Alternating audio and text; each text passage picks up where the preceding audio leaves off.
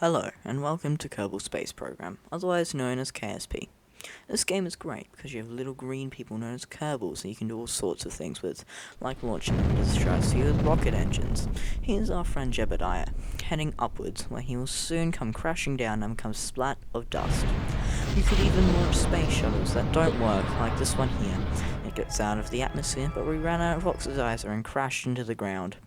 Or, if you want, you can create monstrosities of rockets, launch them, and see where you end up. We will do all sorts of things like this in this space journey, where we will be taking on the challenge of KSP's career mode, starting with this episode. Enjoy. We are going to create a new campaign today, which I feel, a new career mode, which I feel would be pretty fun. So, let's see, what space agency do we want to go for? We could go for NASA, could be fun. We could go for the UK Space Agency. I think I'm going to go for the UK Space Agency. And with that, we had chosen what space agency we'd be representing this playthrough. The UK Space Agency, one of, if not the greatest space agency to exist. Alright, here we are. Now, before we actually do anything, let's just EVA and do a quick EVA report just for that science. Let's get back in here, and let's turn on SAS. I appear to have messed up the staging a bit. It's fine. The first launch was a partial success. We messed up due to staging, but other than that, we went up and we came back down safely, with no loss of life. After the launch, we went to the Mission Control Building to pick up the Test RT-10 Hammer contract. After doing this, we then went to the Science Building to see what we can get in Research and Development. These all cost 5, so we have Engineering. Let's go Basic Rocketry and also Engineering, because we can do all of that. Cool, we now have more experiments. I forgot we already have an experiment. I didn't even use that last launch. The rocket that we created for Launch 2 was amazing, including 2 unique pieces of science, the mystery goo and the thermometer. The way that we would get this up into the air to conduct our science was with the Hammer engine. Of course, we named this vessel the Hammer. But let's launch and see how high up we can get with this single solid fuel booster. The launch was relatively uneventful, and we managed to escape the atmosphere. However, getting back into the atmosphere proved to be a challenge, and that was the main issue. It's much more effective in the atmosphere compared to liquid fuel boosters, and so that's really why you would ever use these. Which I quite like. That's not great. Jebediah might die. Yeah, Jeb's not looking good here. That was... Oh! Jebediah Kerman was dead. Luckily, we can revert to the building, where we build things in the building. This means that we can make Jeb relive death hundreds of times over if we wanted to, or we could fix our issue of not decoupling. Launch 3 was like Launch 2, but instead of crashing into the ground, we decoupled, and it worked, saving Jebediah and all the science that we needed. From Launch 3, we amassed 50 science, which we used in the Research and Development building. We also picked up 2 more missions, them being the Test TD-12 decoupler at the launch site, and the Test Heat Shield 0.625 meters in fly over Kerbal. Found lying by the side of the road. That's great.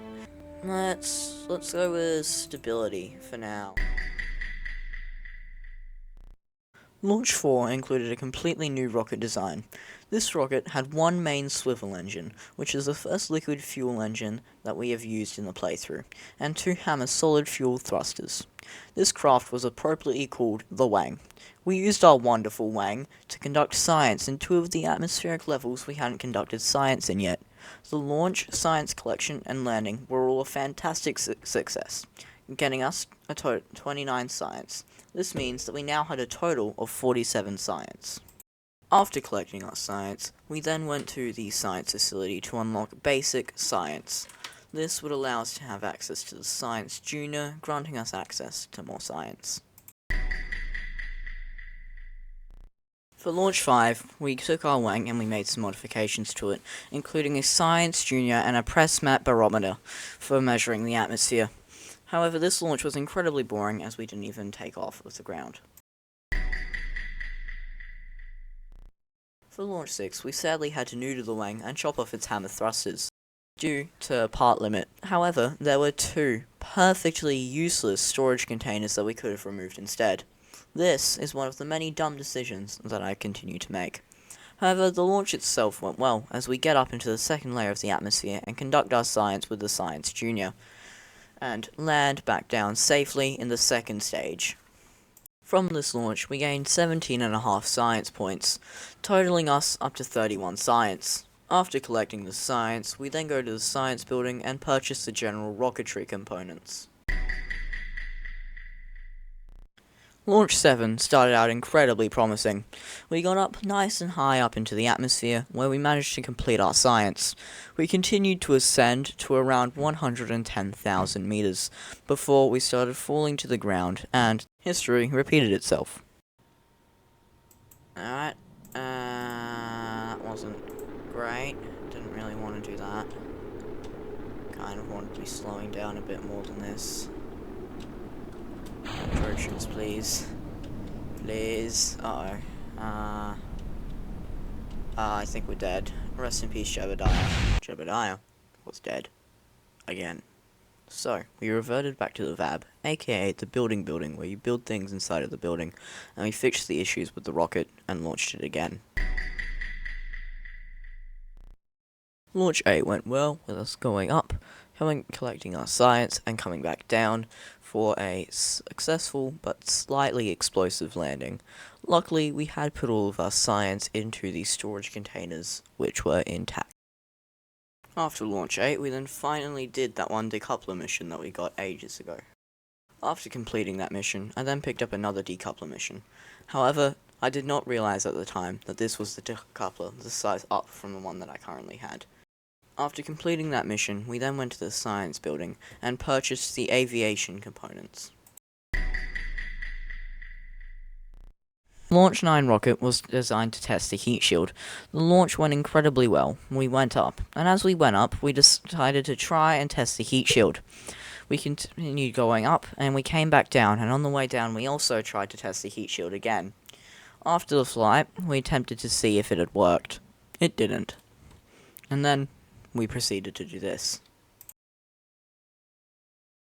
That's right, in an attempt to leave the building, we had cancelled the mission. This marks the end of the video. I hope you all had a fantastic time watching and enjoy the rest of your day. See ya.